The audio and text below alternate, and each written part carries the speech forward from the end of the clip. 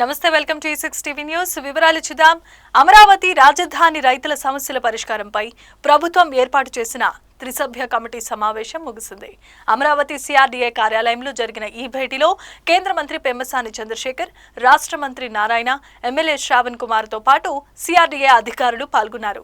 జరీబు, మెట్టు భూములు, గ్రామ కంఠాలు, అసైన్డ్ లంక భూముల అంశాలపై కీలకమైన చర్చలు జరిగాయి. సమావేశం అనంతరం మంత్రి పెమ్మసాని సమావేశం నిర్వహించారు. ఇంతకు ముందు 38,000 మందికి హెల్త్ కార్డులు జారీ చేశామని, వారిలో 10,000 మంది ఇప్పటికీ లబ్ధి పొందుతున్నట్లు మంత్రి పెమ్మసాని అన్నారు. గ్రామాలలో పింఛన్లు, హెల్త్ కార్డుల సమస్యలు ఒకే నెలలో పరిష్కరించేందుకు ప్రణాళికను సిద్ధం చేస్తున్నట్లు వెల్లడించారు. 400 kV, 200 kV విద్యుత్ లైన్ల కోసం టెండర్లకు పిలిచారు. 400 kV లైన్ పనులు వచ్చే ఏడాది అక్టోబర్ 8 నాటికి పూర్తవుతాయి. రైతులు ఎదుర్కొంటున్న వీధి పోటు సమస్య తొలగించేలా చర్యలు తీసుకోవాల్సిందిగా కమిటీ నిర్ణయించిందని అన్నారు. ఇక ఈ భూ సమీకరణలోనికి రాని గ్రామాల్లో సేకరణను వేగవంతం చేస్తున్నట్లు తెలిపారు. రైతులతో మాట్లాడిన తర్వాత కొంతమంది రైతులు తమ కేసులు వెనక్కి తీసుకుంటున్నట్లు మంత్రి పెమ్మసాని వెల్లడించారు. ప్లాట్ల కేటాయింపులో సమస్యలు ఉన్నవారికి కేసులు పరిష్కారమయ్యే వరకు ఓపిక పట్టాల్సిందిగా సూచించారు.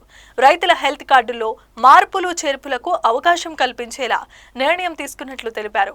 వెంకటపాలెం హైటెన్షన్స్ లైన్ల భూసేకరణ సమస్యను కూడా పరిశీలిస్తున్నట్లు అన్నారు. గ్రామ కంఠాలు, జరీబు భూముల విషయంలో క్షేత్రస్థాయి సర్వే చేపట్టనున్నట్లు స్పష్టం చేశారు. నిబంధనలను ఉల్లంఘించి గ్రామ కంఠాలు పొందిన వారి నుంచి భూములను తిరిగి స్వాధీనం చేసుకుంటామన్నారు. లంక భూములు, అసైన్డ్ భూముల రిజిస్ట్రేషన్ ప్రక్రియ ప్రారంభించినట్లు మంత్రి వెల్లడించారు.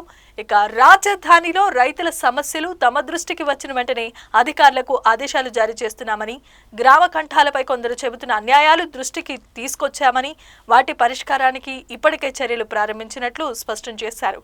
రాష్ట్ర వ్యాప్తంగా అసైన్డ్ భూముల అధ్యయనం చేసేందుకు రెవెన్యూ మంత్రి ఆధ్వర్యంలో కమిటీ ఏర్పాటు చేశారు. తాను కూడా అందులో సభ్యుడిగా ఉన్నట్లు తెలిపారు.